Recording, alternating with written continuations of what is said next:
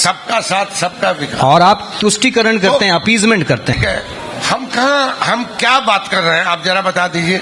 हमारा घोषणा पत्र देख लीजिए, हमारा आचरण व्यवहार देख लीजिए, हमारी नीतियां देख लीजिए, हमारे पुरखों को देख लीजिए, हमारे नेताओं को देख लीजिए। जननायक कर्पूरी ठाकुर भी जब गरीबों की बात किया करते थे तो उनके सामने उनको गालियां दी जाती, और आज वही लोग जो है लवादा ओढ़ के जननायक कर्पूरी ठाकुर का गुणगान कर रहे हैं। तो जननायक कर्पूरी ठाकुर के आदर्श तो ये थे कि जो समाज का सबसे निचला वर्ग है उसको उसका अधिकार मिले, लेकिन आपकी पार्टी में तो एक परिवार तक अधिकार सीमित हो गए, उन्हीं को आगे बढ़ाने की कोशिशें होती हैं। अगर आप इस पे आइएगा, समझा कि नहीं, जननायक कर्पूरी ठाकुर ने जब मुख्यमंत्री बने तब उन्होंने आरक्षण की व्यवस्था की। 12% for annex 1, 8% for annex 2, 3% for women महिला और 3% ऊंची जाति के गरीब लोगों के लिए।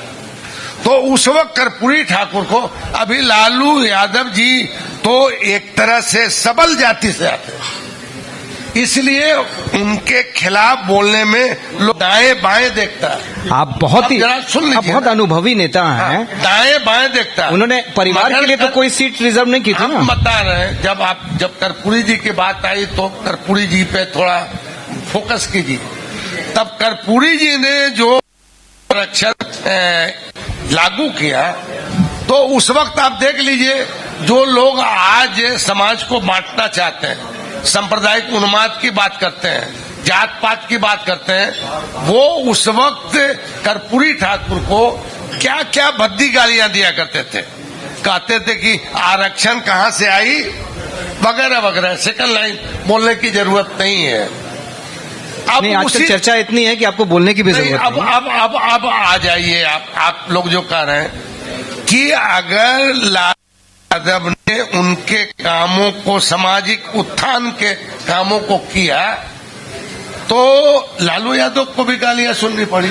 मगर लालू यादव कर्पूरी ठाकुर में ये फर्क है कि कर्पूरी ठाकुर के आमने सामने गाली दे देते थे और लालू यादव को दाएं बाएं देख के गाली देते थे। एक बात है, एक सवाल है। अब हम लोग वर्तमान की राजनीति में बात करते हैं कि जिस तरह से आरजेडी अपनी राजनीति को बढ़ा रही है और तेजस्वी यादव नेतृत्व कर रहे हैं, आप लोग भी उनके सहयोग में हैं, सब कुछ हो चल रहा है, और जिस तरह से 2020 में थोड़ी सी सीटों पर आप लोग चुक गए और सरकार नहीं बना पाए, इस बार आप लोग फिर से कह रहे हैं कि फिर से इस बार सरकार बनेगी, और इस बार चोरी की भी बात कही जा रही है कि वोट चोरी हो रहा है और जो वोटर काटा जा रहा है, जो आपके वोटर हैं, टारगेट करके हर बात पर चुनाव आयोग उसका रिएक्शन आ रहा है। चुनाव आयोग इसको बातों का स्पष्टीकरण दे रहा है आप लोगों के सवालों का या कांग्रेस के सवालों का। लेकिन जो मुद्दा ये है कि जो A to Z की बात अब पार्टी करने लगी, क्या A to Z तक पहुंची है आरजेडी? देखिए, अब जहां से आपने बात की शुरुआत की, समझा कि नहीं, उसी का पहले उत्तर आपको देते हैं कि अब जैसे जो बहुत सारी बातें हैं, जो अच्छी बातें हैं उसका प्रचार प्रसार कम होता है, और जो बुरी बातें हैं जिससे समाज में द्वेष, घृणा, नफरत पैदा होता है, उसका प्रचार ज्यादा होता है। अब आज मैं कह रहा हूं ना कि मैंने इस वजह से पहले आपको जननायक कर्पूरी ठाकुर का जिक्र कर दिया कि जो आदमी फटेहाली में राजनीति किया, विचार की राजनीति किया, और उनको सामाजिक न्याय और सामाजिक उत्थान के लिए अगर सरकार में आए और कोई कार्रवाई उन्होंने की तो उनको बद्दी बद्दी गालियां सुननी पड़ी। और जो लोग गालियां देते थे वो आज चोला बदल जननायक कर्पूरी ठाकुर की जयंती भी मनाते हैं, गुणगान भी करते हैं। मैंने कहा इसलिए कि लालू प्रसाद यादव ये संजोग है कि वो नई जाति में पैदा नहीं। कर्पूरी ठाकुर को सम्मान फिर आपके समय में जब डबल इंजन की सरकार चलती थी, कांग्रेस और आरजेडी यहाँ होती थी, उस समय उनको आप लोग भी दे सकते थे सम्मान जी। कर्पूरी ठाकुर को आप लोग भी सम्मानित कर सकते थे ना अपने समय में। ऐसा है कि मैंने भी कहा था कि दे रहा है दुरुस्त है, और एक्चुअली क्या है कि आप मुझको अगर सम्मानित करते हैं तो मुझको सम्मान के नजर से देखिए, और हमारा या उनका जो बताया हुआ विचार है उसको अगर आप आलिंगन नहीं करते हैं तो कम से कम पढ़िए सच को और झूठ को, और तब आप फैसला कीजिए कि सच क्या है झूठ क्या है। लालू यादव के टाइम में लालू यादव के बहुत सारे अच्छे काम थे, उसका प्रचार प्रसार नहीं हुआ।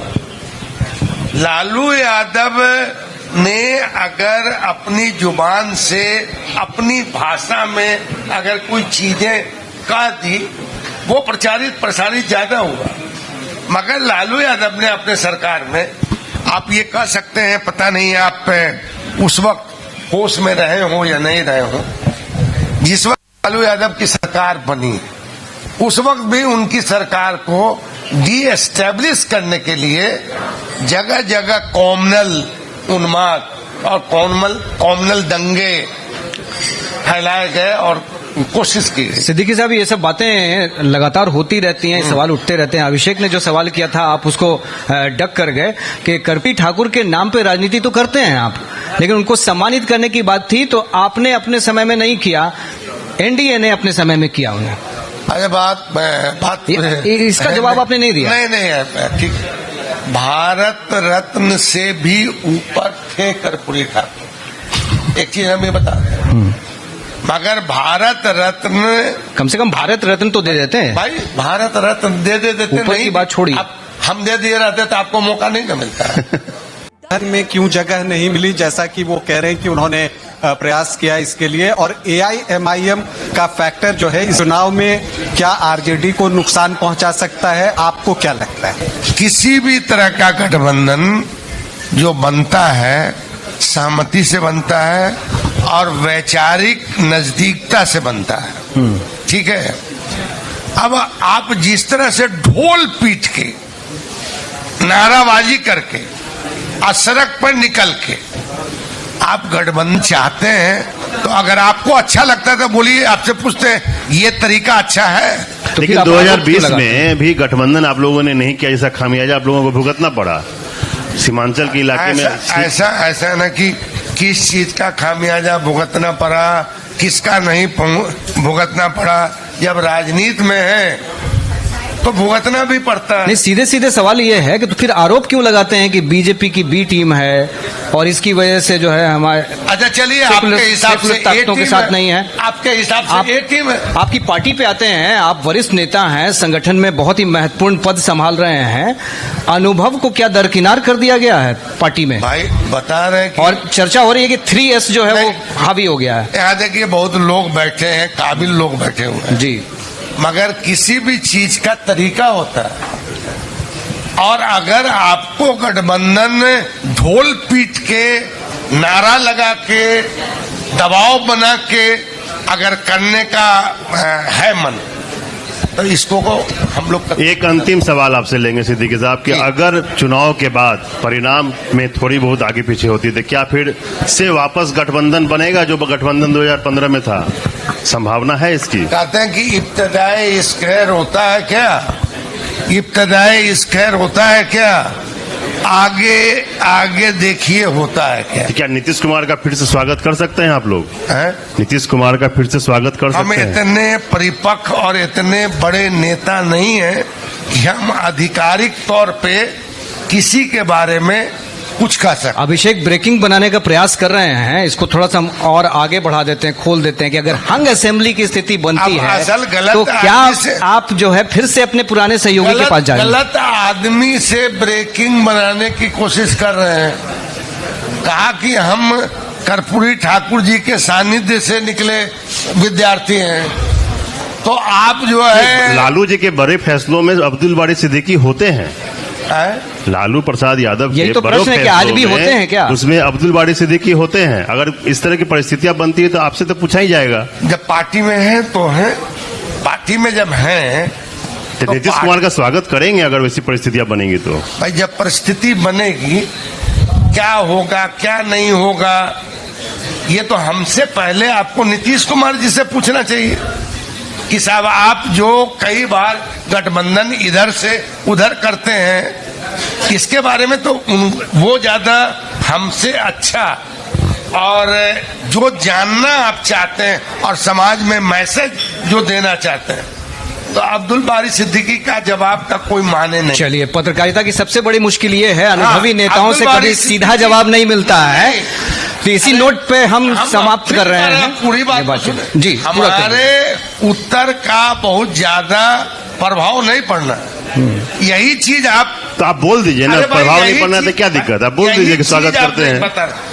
हम जिस लायक नहीं है उस लायक हम आधिकारिक तौर पे क्या बोल सकते हैं, मगर इस पे नीतीश कुमार ज्यादा अच्छा बोल सकते हैं, लालू प्रसाद यादव ज्यादा अच्छा बोल सकते हैं, दूसरे लोग बोल, उनसे पूछिए। चलिए, बहुत बहुत शुक्रिया हमारे साथ जुड़ने के लिए, न्यूज बाइस्कोप के मंच पर आने के लिए, और वॉक विथ बिहार जो कंसेप्ट है हमारा इस प्रोग्राम का, इस कॉन्क्लेव का, बिहार के साथ आगे बढ़े, उसमें अपनी बेबाकी से राय रखने के लिए बहुत बहुत शुक्रिया, धन्यवाद। नहीं, आपको भी शुक्रिया कि घेरने की बहुत कोशिश की मगर घेरा है नहीं। बहुत शुक्रिया, धन्यवाद।